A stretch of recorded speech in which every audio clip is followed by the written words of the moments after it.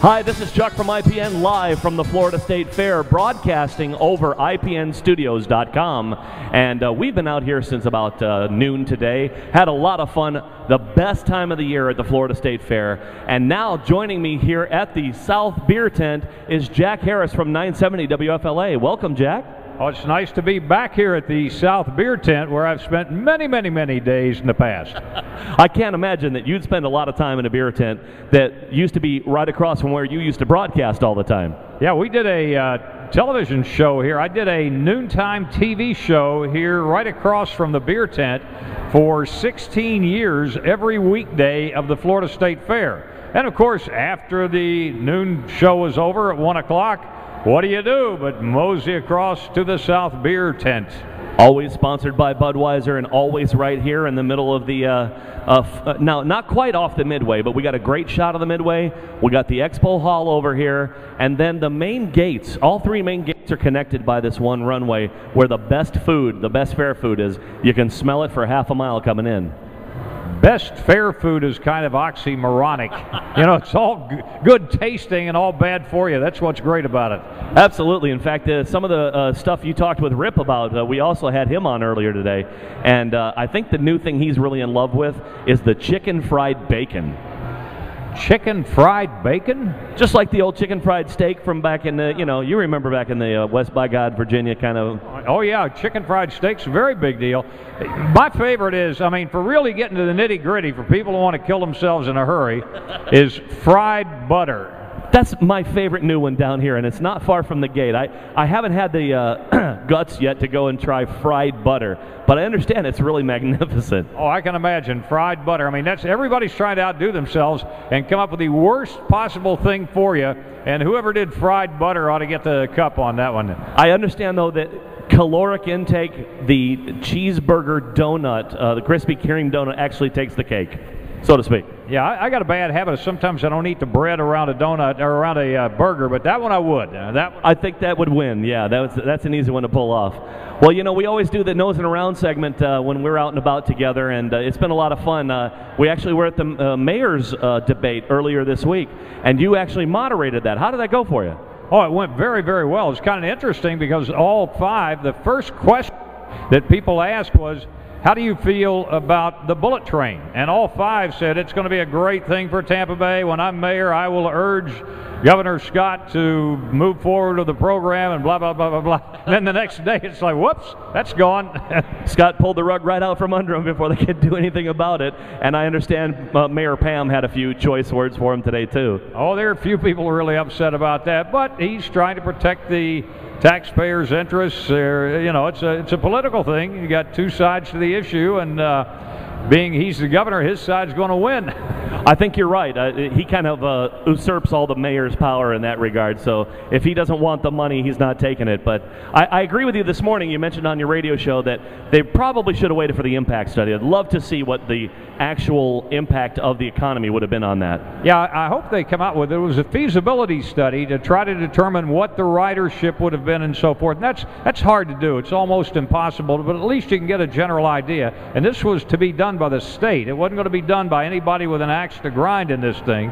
The other thing is, I wish he had studied further the possibility of a public-private partnership because the Chinese are going to end up building a train out in California with the 2.4 that we would have gotten. It's going to go out there. Chinese are going to chip in whatever's necessary to build this thing. What I envisioned was the Chinese building it for us here and then taking the 2.4, putting it in escrow for operating funds for as far as the eye can see. But again, the governor is far sharper than I as a business person.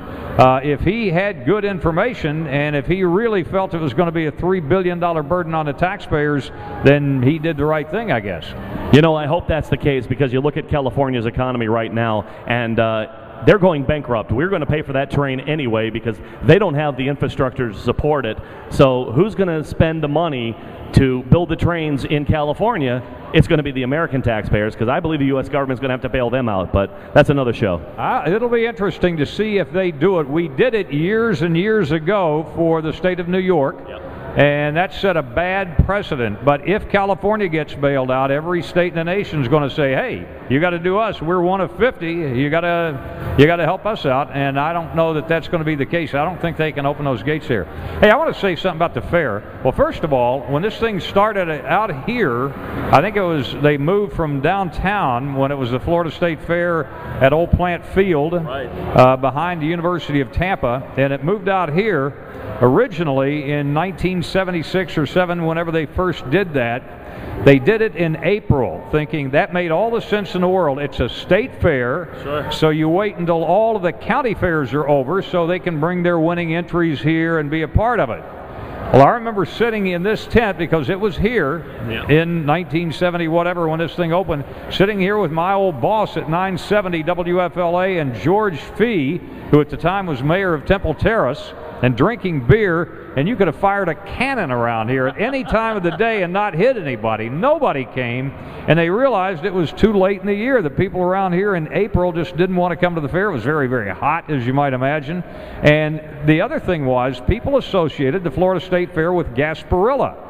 So they said, we got to move it back to February when it had been in downtown Tampa, and that's when they brought it back to February where it is now. Now it's finally gotten its own wings, and it's gotten away from the Gasparilla thing, but that's why originally they wanted it to be in April, and it was for one very pathetic year, and then it got moved back to February where it is now. But we look at all of the things that are such a blessing for us to have in the Tampa Bay area. One of them, MacDill Air Force Base, obviously, with about a $10 billion impact every year. Moffitt Cancer Center with about a $2 billion impact every year, and people coming from all over the country, doctors, researchers, the people they bring in for that, not to mention the patients that come from everywhere. But the Florida State Fair is another one of those great revenue generators that we have for the Tampa Bay area. Not as big as MacDill or the Moffitt Cancer Center, but it's a big thing. It's a boon to have it. I mean, go to Ohio, their state fair is in Columbus. Go to Texas, it's in Dallas. Right. It gives us attention. It brings the state's attention, focuses it on the Tampa Bay area, and this is a very good asset for our Tampa Bay community. I'm very glad you mentioned that. We were speaking with people here earlier today from Ohio, Indiana, Miami. They all drove here specifically to go to the Florida State Fair. And I thought to myself, you know, if you're in Ohio and you know that the weather's great in February in Tampa and you're coming for the fair, that is proof positive that they've done the right thing by moving it back to February. And I was talking with a colleague earlier and said, you know, I like it in February because it's close enough to the holidays that I don't want to start my diet until after the fair.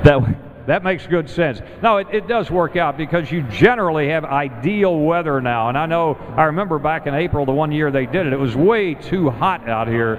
But you've got the largest midway in the entire Southeast, and you do have to go to Columbus, Ohio, or Dallas, or someplace like that to get a bigger fair. And again, this is a real treasure for the Tampa Bay area.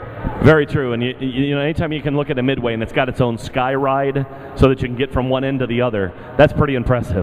It is definitely that, but it's a great experience, and you just hope people do it. And I'm a bad one to talk because I tend to think, well, I'll get out there sometime, and I'll get out there sometime, and all of a sudden it's over and gone. You say, dang, I missed the fair. 12, 14 days? It's far too short every year, but we try to get out here and support it when we can. And I know what you mean, a family of 4, and it's a great, inexpensive way. And you know now that it's free after 4 p.m.